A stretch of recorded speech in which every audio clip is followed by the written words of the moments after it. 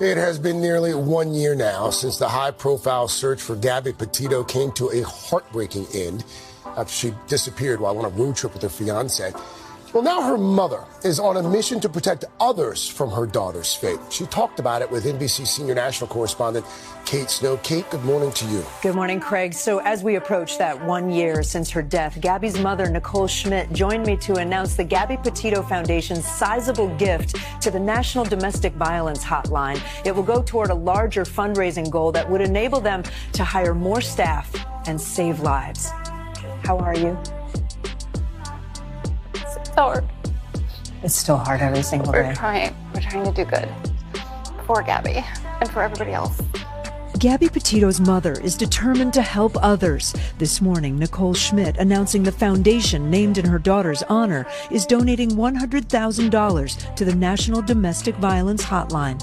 Our story begins because of domestic violence tragedy, and we don't want to see that happen to anybody else. The hotline's CEO by her side. Do you think some women came forward because they saw Gabby's Absolutely. Brian stretching. The laughing, loving videos of a cross-country road trip with Gabby's fiancé, Brian Laundrie, painted a picture of bliss. But just days before her death, we drove by and the gentleman was slapping the girl. Bystanders called the police in Moab, Utah. There's two people saying that they saw him punch you. We're just independent witnesses by Moonflower. Well, to be honest, I don't believe him at first. I wanted to jump through the screen and rescue my daughter. She's hurting. She's scared. Looking at it now, do you suspect that that was the only time this ever happened in their relationship? In hindsight, looking at that, no. Gabby Petito's body was later found in Wyoming. The coroner said she was strangled. Brian Laundrie disappeared and took his own life.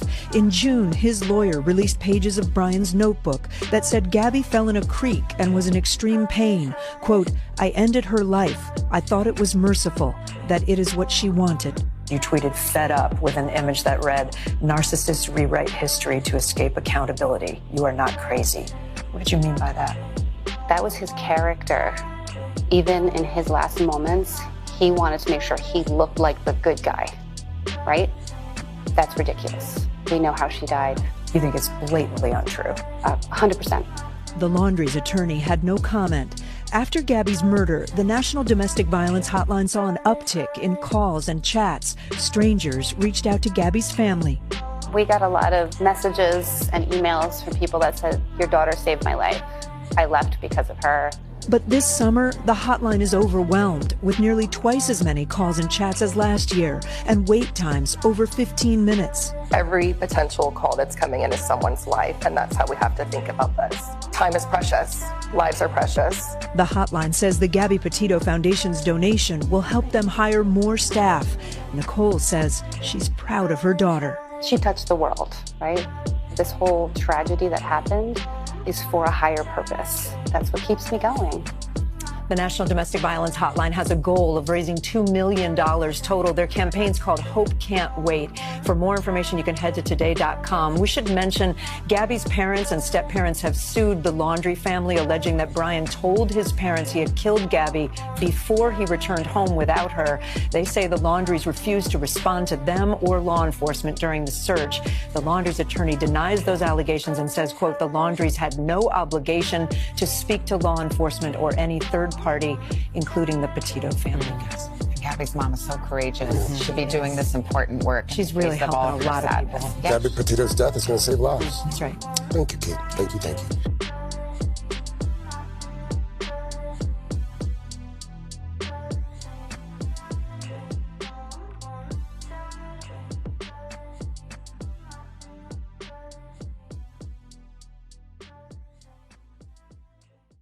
Okay, here we go. I'm ready. And I have high expectations, guys, for the end, you know, for our saying. So. And what is that again? Anyway, go ahead. Hit or start us, not hit us off. I don't know what that I almost means. said the saying. I need you to be specific. Hi, I'm Elena.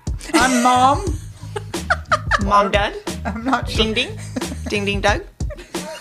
And I'm Sherry, but, you know, I got to say that Mom knows that the best way to catch a fish at a flying, you know, fish tournament is live stream. Yes. Interesting. I don't even know what you just said. I'm just not sure.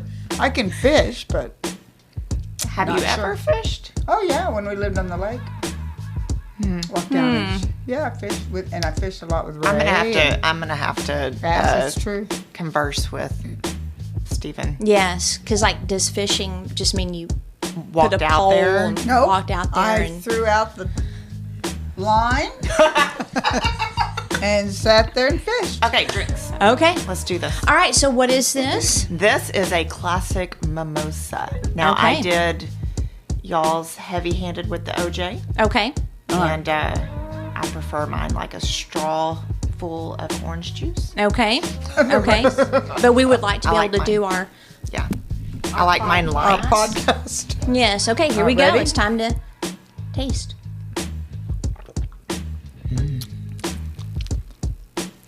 Not bad. That's not bad at all. Do y'all need more orange juice? Some people like a lot. I don't think No, I do. Good. Yeah. Pretty good. Okay. I'm gonna have to give this a 4. Well, it's 1 out of 5. Yeah. Right. So Classic mimosa 4. gets a 4. Yeah. Yes. I see. Hey, there's no judging on our judging. Well, I do. I absolutely do. The others I judge yesterday- on bubblies. You didn't judge yesterday. They were Yeah, they were bad. They were bad. They were So bad. what's your? 4. I'm going to say 4. I'm waiting for the 5. I mean, it has to be up there to be a 5. Yeah.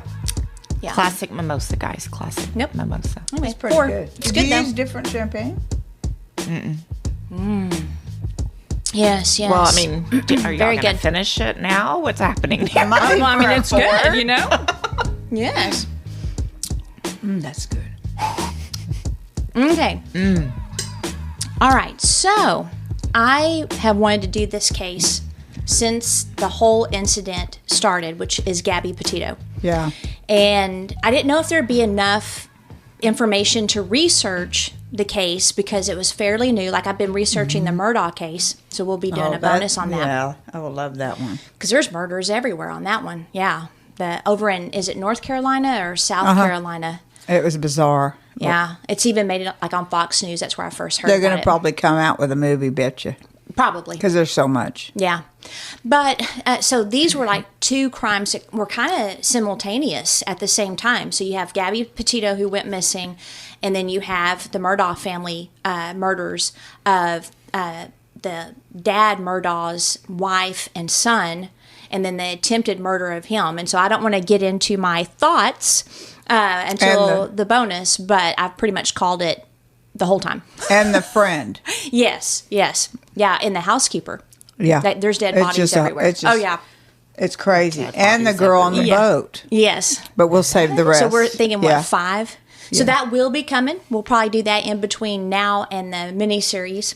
How much you want to bet there might be another one somewhere? Oh, with I that wouldn't be family? surprised. Well, Yeah. the gay young man that was found in the middle of the road. Yep, we think that was the other son that did it. Oh, yeah.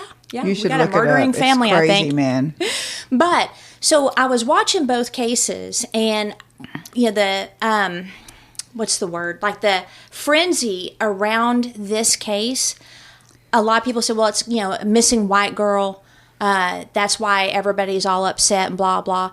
I will say, like, I hate when people bring in racism and racist crap because I don't know if that's the case or not, but I do know that there does seem to be a disproportionate attention on certain cases versus, black females that I are agree. killed. So there's definitely that goes on. But I think one of the things that actually made this so in your face and such a frenzy is because of her Instagram channel and the social media aspect, which we're going to get into because it was actually social media posts that helped them find her body. And and I don't like social media that much. I have to use it for like my business and my clients. But in this case, it definitely served a really good purpose. And a lot of people might be familiar with Gabby Petito's case, but again, we want to dissect it and see how we can help others that might find themselves in the same situation. And I would also ask anybody that's listening, if you know that he was abusing her, if you've heard any of the family members or friends come forward, I would really like to know that. But know that abuse is not just physical, like we talked about in season 2. Most of the cases we've done, there's no physical abuse. No. There's gaslighting, love bombing, control and manipulation, a lot of anger, and greed even will come out. But when it comes to like physical abuse, to me, that's not necessarily a marker of danger, because it's like these people are with these men that do these things. Some recognize it, some don't. They think it's normal, and then they end up dead. Yeah. So this case, I'm thinking it might be more along those lines, that there wasn't a lot or any physical abuse until the end. When they got in that fight, that infamous, Utah state troopers, I believe. Yep. Now, the incident Moab, we're going to actually dissect parts of the video. I watched the entire thing because I think the police got a really bad rap on this. And I was shocked at some of the details I found out that occurred after. So we're going to actually watch them and dissect what's going on there, because I also saw some red flags and some signs that she was abused to a degree, but I also think that she suffered from anxiety and possibly OCD. But she said a couple statements we're going to examine, because I think he was really beating her down.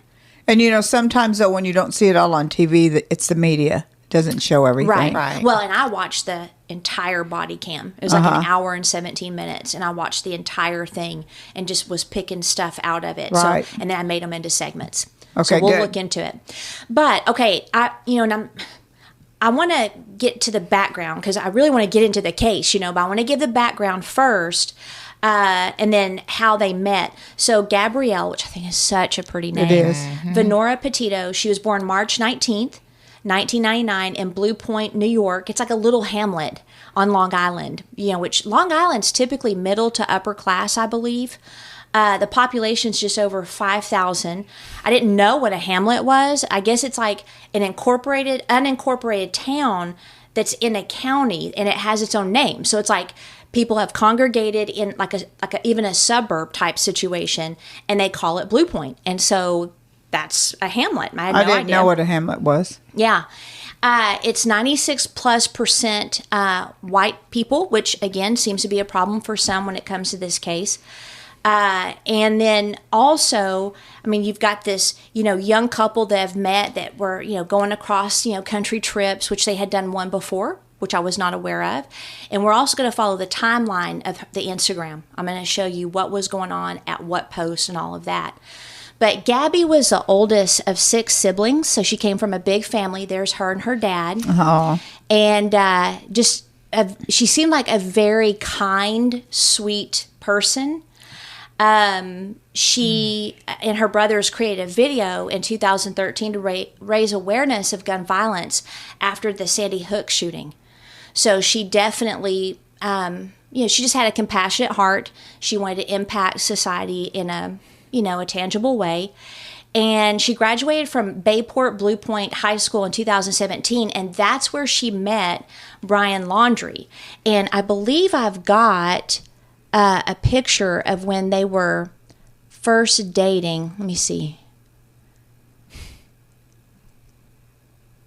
Nope. Let me get back over here. Yeah, it's in this one. And I'll have all these pictures on the site. But that's both of them. Yeah, they were very young.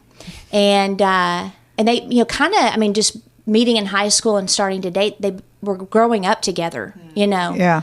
And but you can see, especially on her face, how much he loves her.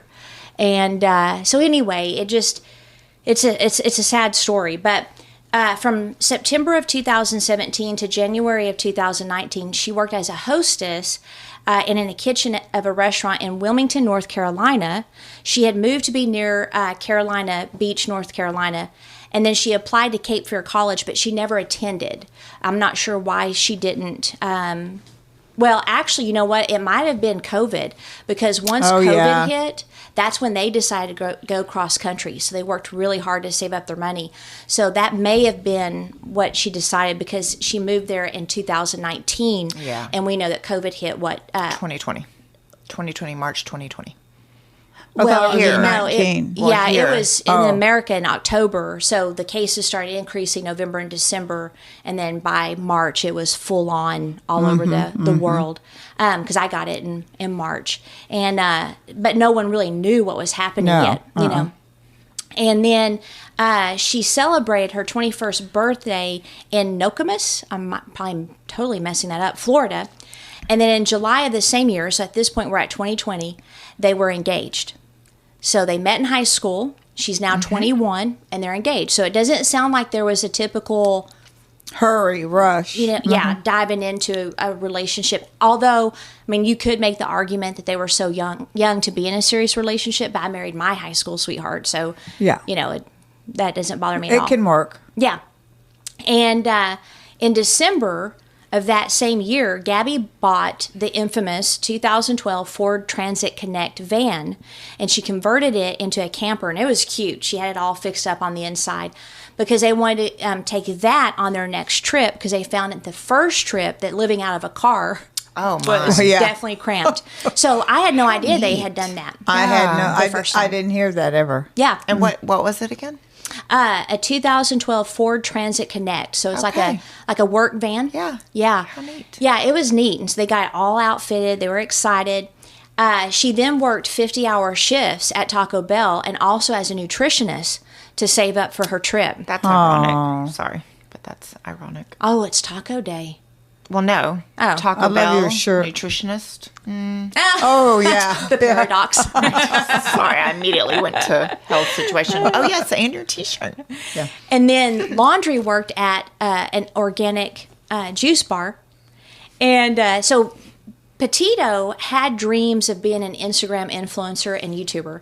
And if you break through, you can make a lot of money. Oh, yeah. Of money. Yeah. And so... And careers. Oh, yeah, absolutely. It's crazy. So she wanted to document their travels and their life on Instagram, and then YouTube was a big one, too. Which I didn't look up any of her videos on YouTube just because I found when we did the Christopher Watts, because of the social media presence and the videos, it made it actually tougher to go through the case. Yeah. So once I get done with this case, I'll probably look at some of them, but I just did not want to to do that before we got started. She also loved art, yoga, and veggies. That was from her Instagram. Oh my gosh. And Taco Bell, apparently. Yeah. And there was a yoga pic of her somewhere. I don't know if I love kept that it. picture. Yeah. Yeah, I didn't keep it, but she's on one of their travels. What does that look like? Oh, she's in the van looking out. Oh, okay. Yeah. So, I thought it was a post. but I mean, you can see them. Her Instagram is still alive. Oh, it is? Yeah, it's still on. So People leaving messages and stuff. Well, I'm not. Some do. Oh, maybe. I'm not sure that you can delete because it's owned by Facebook, correct? And Facebook you can't delete. Instagram, you can delete accounts. okay. Yeah, as long as you have the password. Interesting. Nice. But maybe her parents want to keep it up. Yeah. To see her. On June 17th, 2021, so now she got the van in December. This is now June.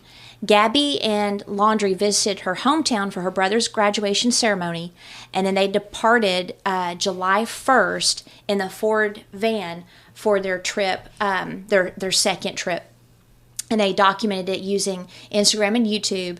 And that month, they visited several places: Monument Rocks, Great Sand Dunes National Park, and then and Preserve, National Zion Park, Bryce Canyon National Park, Mystic Hot Springs, and Canyonland National Park. Wow. So, and where the cop thing happened, Moab, Utah, Yeah. I've been there. And it was funny. I had a person harassing me in the parking lot when I was getting gas. And I had to get quite rude there. So I don't have great, because it's like you're in the middle of nowhere and, a wilderness type area. And I am very big on when I'm traveling, especially alone, I'm not the most friendly I'm not going to be rude, but I'm not the most friendly because I'm a female traveling alone. Yes. And that was one thing, my dad taught me is don't make yourself a target. Yeah, be engaged. But this is them on their first date. So again, they're pretty. Their first date. Yep, they're pretty young, and they're already matching. Oh yeah. That's a bit much. Okay, so we're gonna start with some of the pictures. So this is, let's see, second Travel van. Okay, so this is the second trip where they started. So that would be the Monument Rocks. That's where John Wayne did a lot of his movies, his westerns. Oh.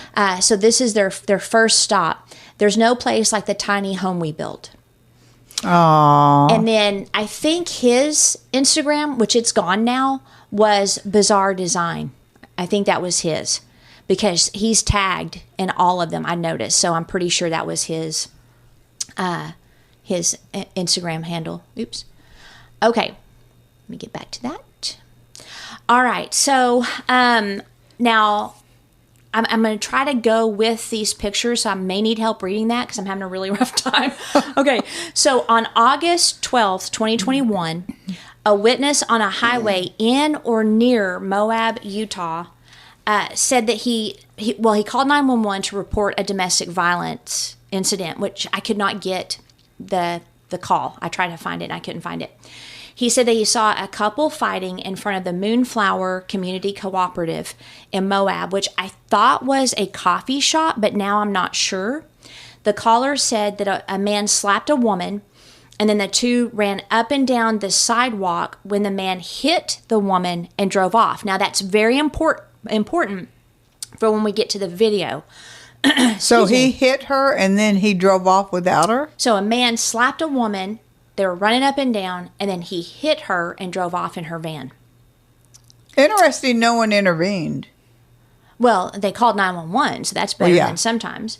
Another witness I agree. also described the incident to police and said that the couple were talking, quote, aggressively, and the young female was punching the male in the arm. The witness said that it appeared that the male was trying to leave the girl and take her phone with him when the female was able to get into the driver's seat of the van before moving over into the passenger, and then the male got in the driver's seat. So he tried to isolate her. Yeah, he took her phone, he takes the vehicle, and it was hard to hear on the video, but I think what happened is he goes to take off with her phone because he said he didn't have one, and he didn't want to be stranded without a phone, yet he leaves her. But anyway, she was climbing through the driver's side window as he's driving off. She's feisty. So, boy, she is feisty. Mm-hmm. Yeah. Good for her. The female was heard saying, "Why do you have to be so mean?" Mm-hmm. So later, the couple were, of course, identified as Gabby and Laundrie. Officers were dispatched, and I think the forest cops were there as well. They got the call and they showed up, and they saw the van. It was driving erratically. And like it almost hit like a curb, or it did hit a curb, and maybe fighting inside. They were, and it was next to the Arches National Park. So that's where she's at in this photo. That's got to be before, right, or after the fight. I think before. Yeah, the second. Mm-hmm, July 2nd. Mm. Yeah. So yeah. Now they stopped the couple and they found Gabby crying hysterically in the van, and we've seen a lot of those pictures. It's very sad. She was obviously hysterical, and it was hard to calm her down. Like just everything, they were just trying to you're not going to jail, it's okay, and they were just trying to calm her. So she was visibly upset, and I don't think it helped the case with the cops. I don't think it went very well. Okay, so right here is July 8th. So this is when they were in Colorado Springs. So that couldn't be the rocks. That had to be probably Monument Rocks up in Colorado. What is it that John Wayne? I got that confused. It's the rocks in Utah. And they were in Colorado at the beginning of their trip. I don't know. I can't remember. I'll look it up later. So then this is July 10th. Oh, gorgeous. And they were at the Grand Sand Dunes National Park and Preserve. Where's that at? I'm not sure. Oh, how fun. Great Sand Dunes, sorry. So yeah, she did some sand boarding, I guess is what you would call it. So this is the beginning of their, their trip. They're having a good time. Gorgeous. I didn't know that was such a thing, sandboarding. And then this one is July 16th, and they are at Zion National Park. The past 2 nights camping in Zion have been so cold, literally. We hiked up here in about 100 degrees, and it was so nice coming back to our campsite, watching the sky fill with dark clouds and view the lightning storm and the nice, cool air of the light rain. So, and then this date is July 21st. They're now at Bryce Canyon. So they're going pretty fast. Those are really good pictures. Mm-hmm, yeah. And I'm pretty sure Brian probably took them. Like she would probably pose and things like that. I'm trying to find the rocks. This is July 22nd when they're in Bryce Canyon. And then this is the Mystic Hot Springs. So this is July 26th. Do you see where his hand is? Mm-hmm, on her throat. Wow. Yep. Yeah, it just is weird that these people that end up killing their romantic interests always have their hand on the female's, at least, throat. It says he did 2 movies in Ridgeway, Colorado, and Monument Valley. Monument Valley. That's okay. So Monument Rocks is in Colorado. Monument Valley is what I'm thinking of in Utah. Mm-hmm. Yeah. Mm-hmm. And then this is on July 30th, and they're at Canyonlands. Okay, so I'm going to stop it here because between this picture is when the fight occurred. So this was one of their last deals, and then this is her in her van. So I'll explain what's going on there. Okay, so they stopped the couple because, they're going all over the road. Gabby was crying hysterically. And because we're going to play the clips later, let me just give you a transcript of what some of Gabby, what she said. And I'd like y'all to see if you notice anything that's occurring. So, yeah, I don't know if some days I have really bad OCD. I was just cleaning and straightening up back I was apologizing to him and saying, I'm sorry that I'm so mean, because sometimes I have OCD and sometimes I can get really frustrated, not like mean towards him. my vibe is I'm in a bad mood. And I was just saying, I'm sorry if I'm in a bad mood. I had so much work I was doing on my computer this morning, and I just now quit my job to travel across the country, and I'm trying to start a blog. I have a blog. So I'm building my website. I've just been really stressed, and he really doesn't believe that I could do any of it. So we've just been fighting all morning, and he wouldn't let me in the car before. She's taking all the blame. Well, yes, but so she was triggered. She was extremely stressed, and so that's when her OCD kicked in, and then he just dismissed her and belittled her. Yeah. Yeah. So that right there, where he doesn't really believe that I could do any of it. That tells me there's already this dynamic of superiority, maybe making her feel dumb, and less than. And, we know with people that are abusers or that eventually kill their romantic interest, there's a big inferiority, and there's a lot of anger. And what I could tell is they both came from good families, but I do think the way his family responded after is really jacked up. Absolutely. And it's I terrible. wish they would actually go to jail for some of this stuff. They may. It's a pretty new case. I hope they do. I hope they do too. But now, if someone's, arguing and they say they don't believe that someone can do something, that's not necessarily a sign that you're going to get murdered. But it's been my experience, at least with Mike, that he's never told me I couldn't do anything. Right. In fact, he's the biggest, cheerleader. I hate to use that term, but, he's my biggest cheerleader. And I don't tell him he can't do what he sets his mind to do. So it's just an interesting deal. And I have found with a lot of the relationships where if it's borderline abusive or dysfunctional, there's usually a dominant spouse or boyfriend or girlfriend that belittles the other, or they just have this generalized attitude of contempt. Yep. And I'm really curious if he did.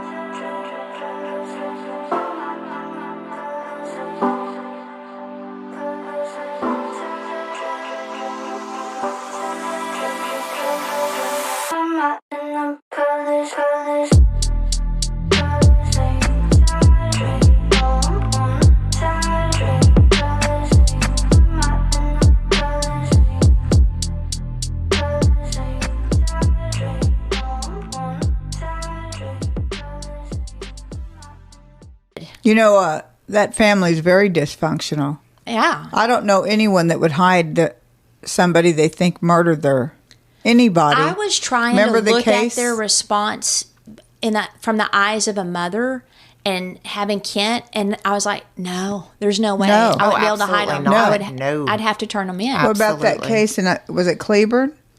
The mother hit her son that was drunk and killed all those people in Burleson. We were talking about that yesterday. Yeah, I mean, she hit him for, I think, over a year. Yeah. Well, and that could be why some kids turn out the way they do. Yeah, exactly. Because you've got this entitlement, you've got this almost like they're put above everything else, including decency. That was their defense. Oh, okay. Yeah. Okay. Anyway. Yeah. So, yeah. What was that one kid that he got off for being so rich? That was him. Oh, okay. Yeah, and then that she was went him. down to Mexico with them and he killed hid him out. I think 5 people, a church group going home. Yeah, it's the dumbest thing I've ever heard in my life. Yeah. Okay, so y'all notice as well. Oh, do you have something else? Yeah, I just want to say that, like, healthy relationships, they build each other up. They're partners. There's a partnership. Unhealthy relationships are going to be little, tear down. Yeah. Treat you like you're less than, talk to you like you're less than. Yeah. Yeah. I don't want to say who, but I was in a car with a friend and we were trying to make some dinner plans with her spouse. And I don't know if he knew that he was on the car speaker because we were driving, but the contempt in his voice, and he would, like, she was suggesting to take different vehicles. And he's like, why would we do that? No, she was suggesting, to take different vehicles, but she had to go by the house first to get something. And he's like, why would we take separate vehicles if you're coming here and I'm here? And so he instantly gets this tone, and it didn't make sense to me either. It's like, let's take the same vehicle, but she, wasn't thinking clearly at the time, and instead of getting this attitude, Made her he'd be feel like, honey, we can stupid. just go in the same car because you'll be here. That'll be convenient. And he could have had a nice attitude about it. Well, he didn't. And then the contempt and the, why would you think that? And he was just making her feel so stupid. And I didn't say anything, but I'm like, that's ridiculous. And I've noticed that through the years, this contempt. And here's the thing that people need to know about contempt. And I don't know if it's like a constant emotion people that have contempt for another feel, or if it's just at times, but contempt is hidden hostility. Yes. So you're trying to cover it up. But also certain personalities can be triggered by what they perceive as incompetence too. And, but that's your personal attack on him. But that's your wife. Don't speak to her with contempt in it's her in voice. the delivery, and you can't. I mean, she didn't mean anything by it. Now, was that just the one sentence, or there was more to it? Oh, no, it went on and on. Yeah. Yeah. He has hostility, in my opinion, to her. Because sometimes you can, have an argument, and contempt's going to be flying all over the place, But not over. This was not that. Taking 2 cars. Yeah. She just wasn't thinking. She handled it very well. But, I mean, I might have done the same thing, too. I might have been like, because we're in the car, we got our stuff in the car, would we take care? Yeah. But anyway, so as you can see, she's downplaying the physical altercation. She's trying to cover up Laundrie's physical abuse. She didn't mention it, and later you'll see more of that when we dissect the videos.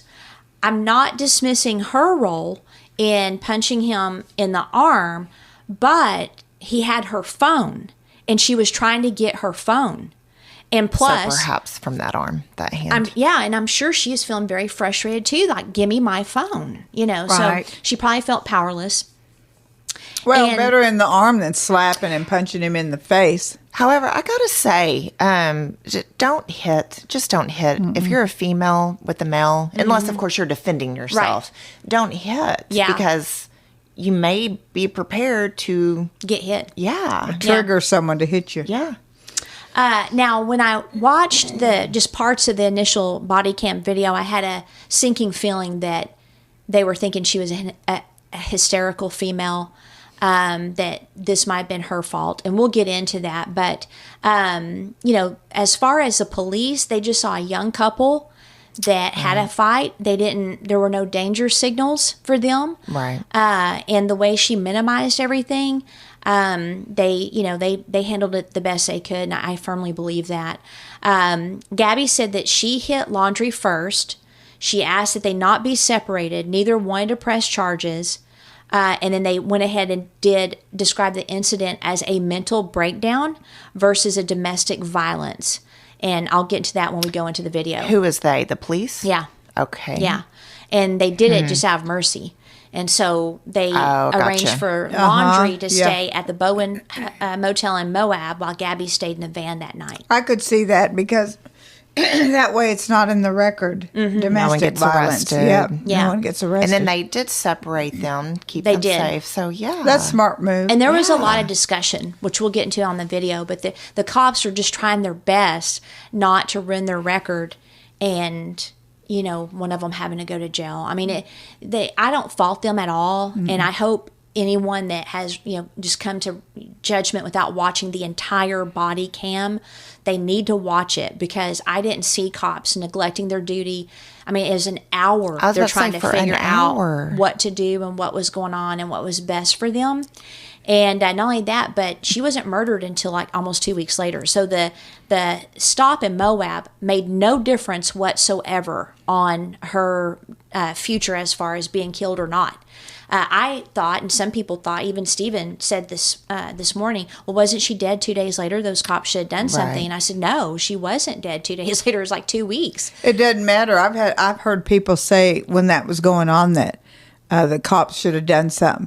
But I know from an officer in our family, he said they don't show all the info. Like they don't. The one in Florida where she hit a police officer. Well, before that, she had jumped him. Yeah. And hit him. Yeah. So you can't you just can't say.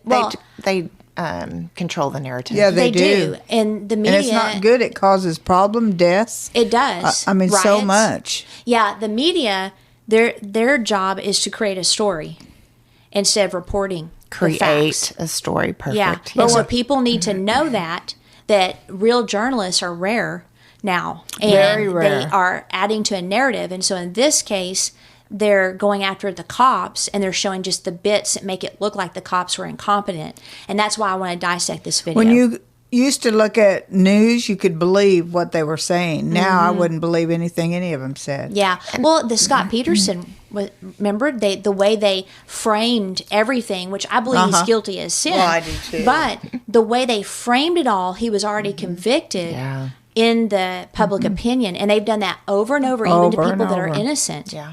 Yeah. So that's what they did here. I don't like the media. Now, 5 days later, so this is now August 17th. So that was August 12th. Oh. On August 17th, Laundrie flew from Salt Lake City, so they ended up there, to Tampa back to his home. Just him. To obtain some items and empty and close the storage unit to save money, because they wanted to extend their trip. So he wanted to get rid of his storage unit. And while he was gone, Gabby stayed in the Fairfield Inn and Suites Hotel near the airport. And then she checked out August 24th. However, this picture right here dated, let's see. Oh, I didn't put the date. I'm pretty sure that this picture of her in the van is actually either right after he got back or while she was alone. There it is.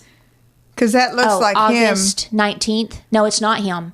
Well, it looks like somebody sitting in front of her. That's her. her. But look in front in the blue. Oh. Looks like there's somebody there with a hat. Oh, it's a pillow. Yeah. No, that's a It's person, a hat and a person. Yeah, that's a shoulder. No, that's a pillow. Okay. Okay. Well, that looks like his shoulder, and he's got. And his back of his shirt looks like Well, there's he's something not on there. I think that's a blanket because this Oh, is okay. August 19th. Oh, okay. So he's gone. So she took the van out and was just lounging in it. She was probably relieved he wasn't there. Maybe. Yeah. No, well, I don't know. I don't think so. I If think they she had loved him. reconciled, yeah. But anyway, so this is the picture where she's by herself with the van door open and she's just enjoying some nice, relaxing time. So that was the 19th. So he came back the 24th or the 25th. Now, the last live communications, this was Gabby speaking with someone, was August 25th with her mom, and it was FaceTime. So they could see her and hear her. So they know that she was alive at that date.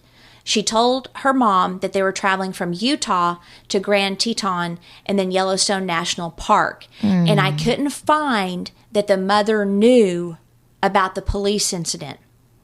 So I don't, like a lot of, women that are in those situations, they will not tell their family what the other person is doing because they don't want them to think bad about them or try to get them to, It's embarrassing. Well, I think it's more they will cover and they don't want, them say, hey, you need to get away from him. Right. Well, and you don't want your parents to judge that person or think bad of that person. Yeah. Moving forward, because it's very easy to do as a mother, especially.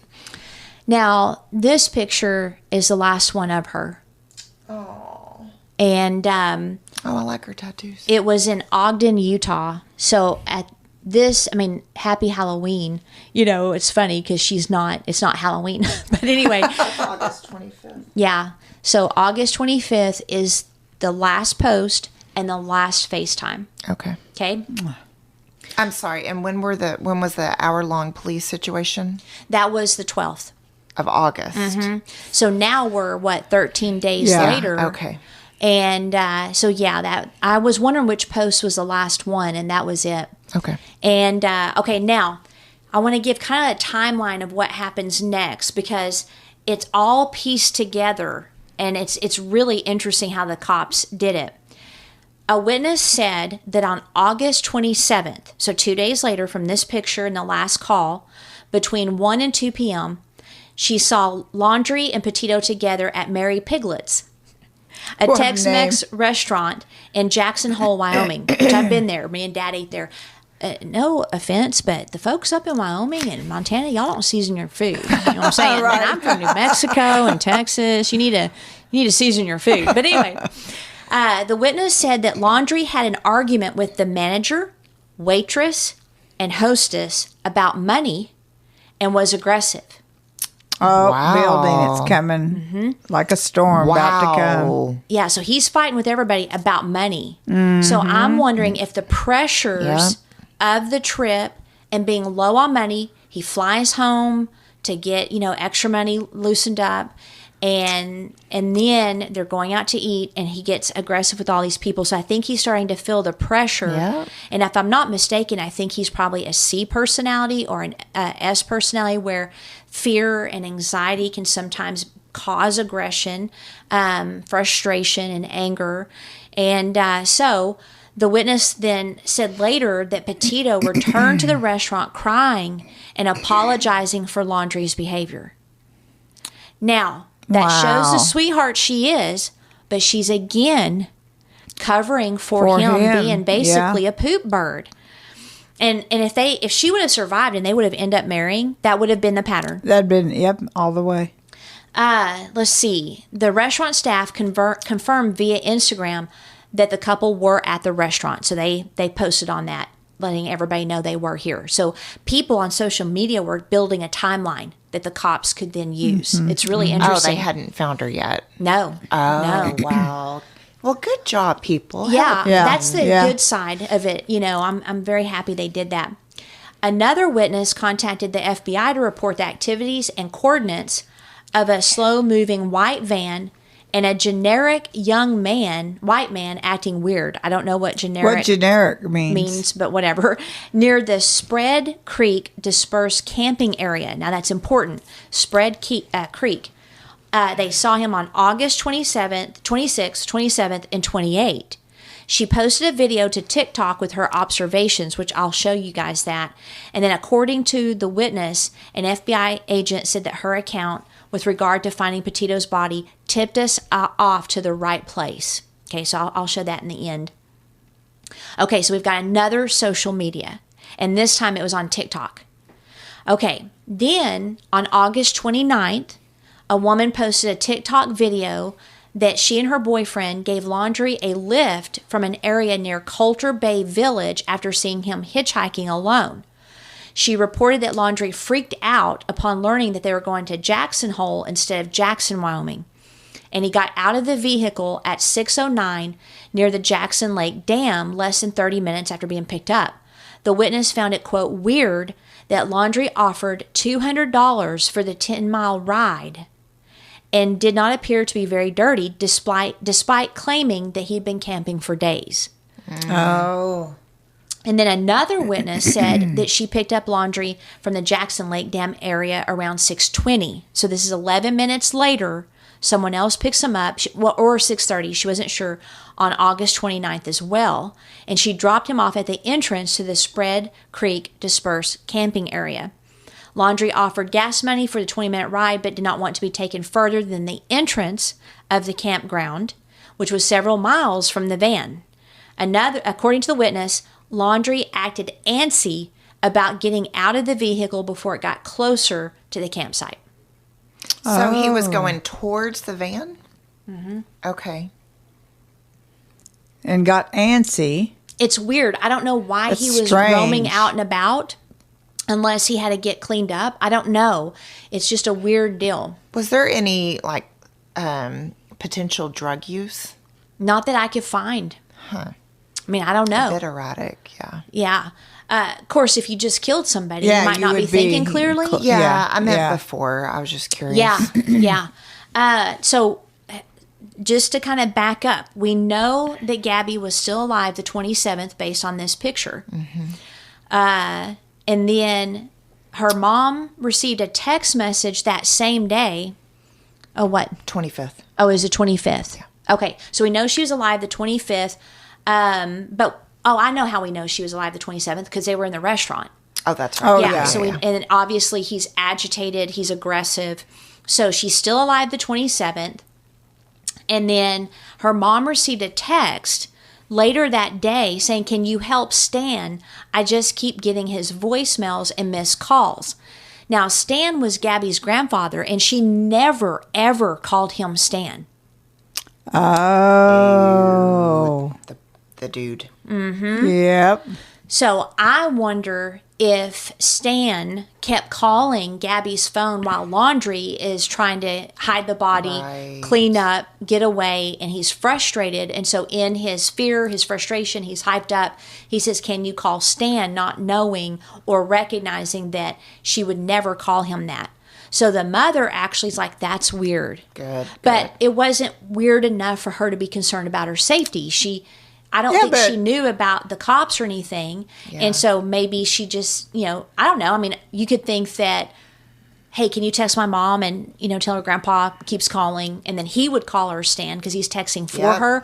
So I'm not sure that would be enough of an alarm And what normal to call the police. person would think she was dead or something was Right. wrong. So you just assume it's some, Yeah, something weird. like that. text for me. And I would Move note on. it. I would note it. I would note it, but I wouldn't think one of my kids were dead. I wouldn't, but being the person I am, I would probably call. Yeah, I would call. Because that would be weird. And I've done that before where I got like a weird text like, "That doesn't sound like that person." And I immediately call. That's a good tip. And- Yeah, I would have let them be. Yeah, no. Yeah. I would have noted it. Too much true crime. You know what I'm Because you saying? know how your daughter or son would respond. Yeah. And what they would say. So, yeah, weird. Definitely. Yeah. Yeah. But then on the other hand, I might think, well, she, had someone else text to me for her. Yeah, I'd still call. Yeah. And I mean, That's a good tip for sure. people, Yeah. it's like, well, you don't want to be, intrusive or That's anything my like that. thought, yeah. That's where the be rude comes from. Because, Oh, that's mine. yeah, because people don't And want to it's be smart. intrusive, and yet something could be going on, Yeah. right? Yeah. And so to me, it's like, no, we need to we need to ask questions. And if you look like an idiot, you look like an idiot. Mm-hmm. Okay, a final message from her phone to her mom was on August 30th. So now we're 3 days later saying no service in Yosemite. Well, if there's no service. That's smart. Well, I mean, come on. but she wouldn't text that short of a message. No. Well, not only that, but if you don't Have service, it would. Right. Why are you texting to say I don't have service? service. But you know what? But ignore this text. I have done that when I'm in Stephenville working, and my text will go through, but I can't get a phone. phone call. Absolutely I've had not. that happen in so I Colorado. have said that. Yeah. So it's not unusual to me. Yeah. Right. But for the mother, it was Yeah. because it didn't sound like her. short. Okay. At this point, I think she's dead. Yeah. Yeah. And I also believe that Laundrie was trying to trip up the police to buy some time. Yeah. You know, by sending texts from her phone. On September 1st, so 2 days later, Laundrie arrived at his parents' home in Northport, Florida, in the van without Gabby. Now, that was Gabby's van. Right. So he shows up and he told his parents that she was in New York. On September 6th and 7th, Laundrie and his parents went camping in Fort DeSoto Port in Pinellas County. Petito's mother, at this point, they're getting very worried because they've not heard from their daughter personally. They've not seen her face. They've not heard her voice. And, you know, I would be suspicious. I don't know if her mom was. So do you think at that point his parents knew something was wrong? No, I don't. Not at that point. Did they go in her van? I don't know. I don't know, but I think at one point they knew, and one point they I were do. protecting him but I for don't sure. Think then. I do. So I think you they don't knew think as well. right then? No, I Okay. don't. And I was wondering how he got away with being there in her van without her. And so I figured that he probably told them she went home to see her family. Yeah.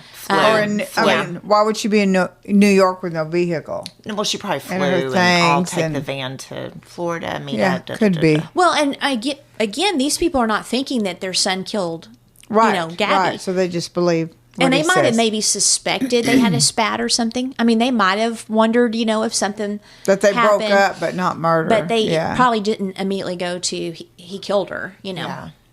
And so they go camping. Well, Petito's mother is getting worried. And finally, on September 11th, she filed a missing person report. So this is 11 days later. And I get that they were traveling. She probably had no idea that Brian was home in Florida. Please don't let 10 days go by of not hearing from your child if you're used to hearing from them regularly. So do you think in those 11 days,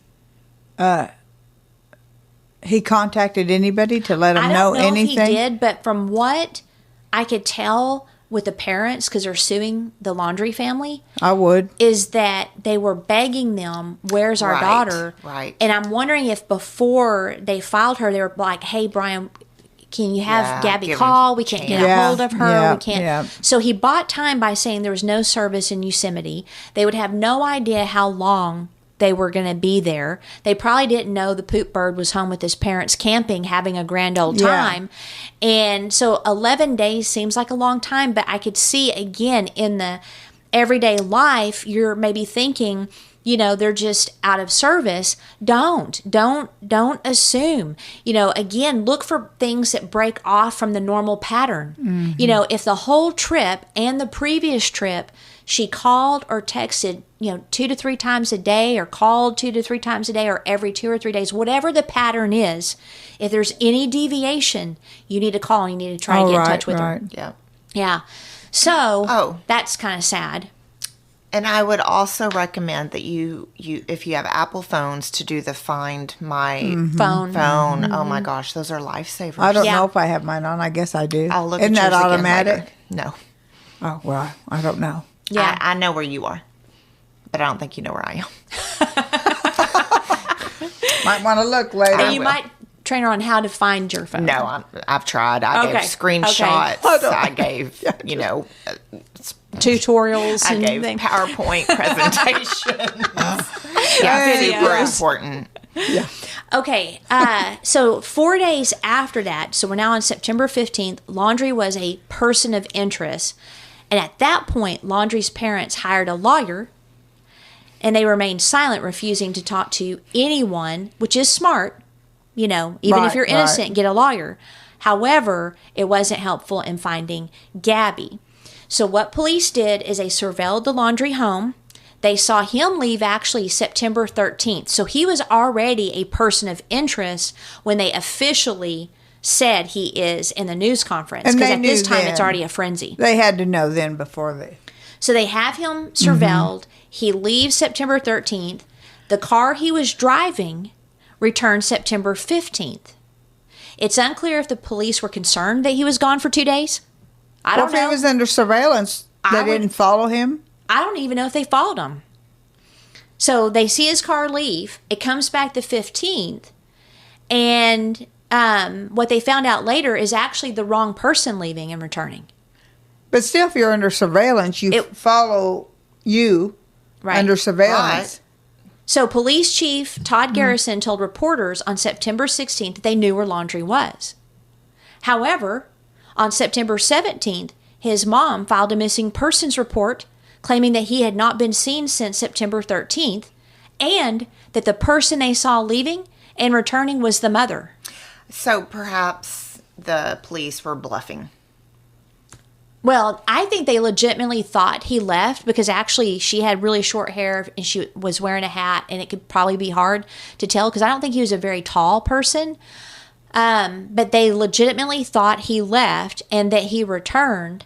And so it was her. How did he get Do you think out? Did she take him? They didn't see two people getting in the car. Well, I know, but, so she was gone 2 days, a day? Yeah. Where was she? Uh-huh.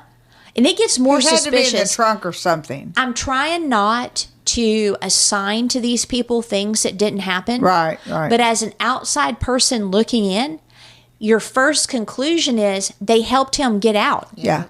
Did she say where she was at all? And I didn't see that in anything. Talking. Yeah, she's not. They got lawyers and they're not talking. Well, that's odd.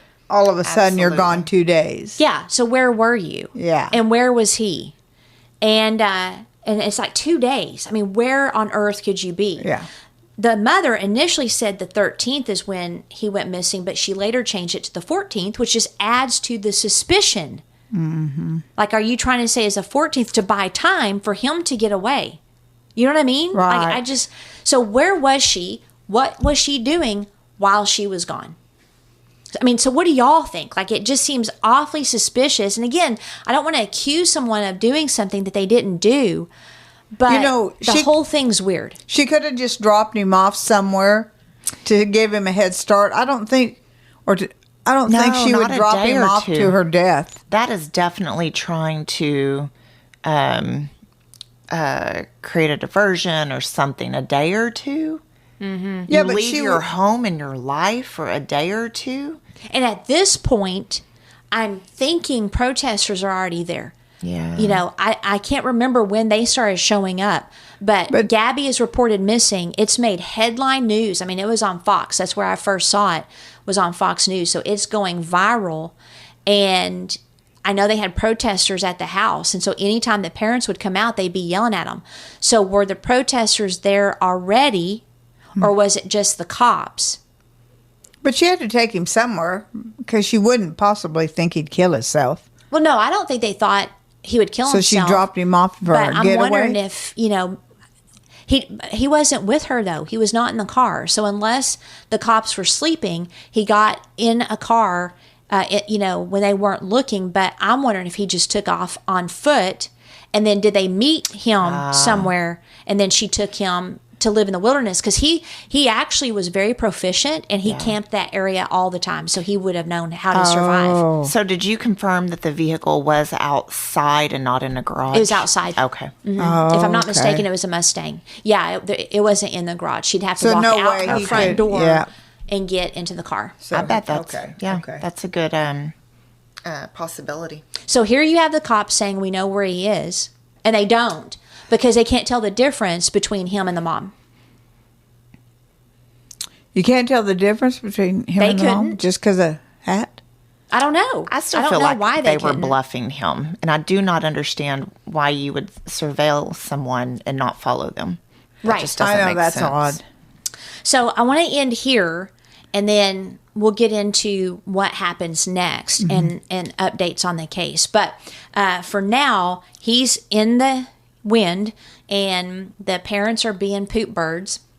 And then Gabby's family is just absolutely beside themselves. I did find that's his mom, I believe, or her mom. Looks like her. I mean, they're just devastated. This is one of their camping trips, but this journal right here will come into play. So we'll get into that in part 2. Let's see if there's anything else. So that was his mother. So was that was the mother a picture of them and dad together? I thought they were divorced, actually. Because all I heard on media was the parents, and I just assumed they were together. I thought they were divorced, but they might still be together. But anyway, so we'll go ahead and end this one, and then we'll do part 2.